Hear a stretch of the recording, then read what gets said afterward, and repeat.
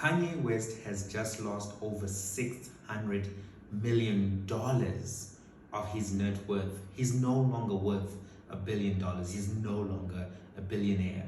His words have literally wiped out over half of his net worth. And this is because Adidas has dropped him as their distributor, as the distributor for Yeezy. He's been dropped by Balenciaga. He's been cancelled by Vogue magazine. He's been dropped by JP Morgan, the bank that he was banking with. He's been dropped by his talent agency, and he's been dropped by other labels that he was working with. And all of this is because of ill discipline and hateful speech. The Bible says the power of life and death is in the tongue.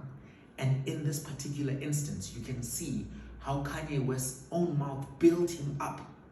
He proclaimed his fashion greatness. He proclaimed his musical production greatness. He proclaimed his rap label greatness. And with that same mouth, he has destroyed everything that made him Kanye West. And this is what we must all be aware of when we grab a microphone, when we grab a camera, when we grab a smartphone, and we produce content, when we use words, that these words are not devoid of meaning, they're not devoid of value, and they're not devoid of consequences. So you have to be careful what you say.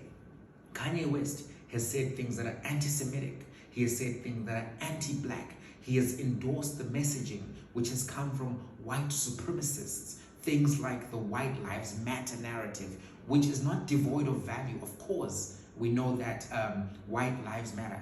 We know that. But the context of this rhetoric of all lives matter and white lives matter was a refutation and an undermining of the Black Lives Matter narrative.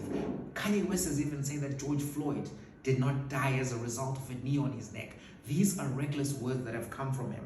Now, does his mental health condition have an influence on some of the stuff that he has said? Yes, it does. But, and this is a critical but, Kanye West has always been ill-disciplined with his mouth. Kanye West has also said very arrogantly that he doesn't read books. But if you want to be in politics, if you want to be in the public discourse, outside of making music, outside of making fashion, if you want to be a thought leader, if you want to be a social leader, if you want to be a head of state, you have to have knowledge, understanding. You have to understand the history of different communities. You have to understand the contemporary politics of different communities. Ultimately, the story of Kanye West, especially in 2022, is a reminder to us all that hate has consequences, but two, that you have to watch your mouth and have communication discipline.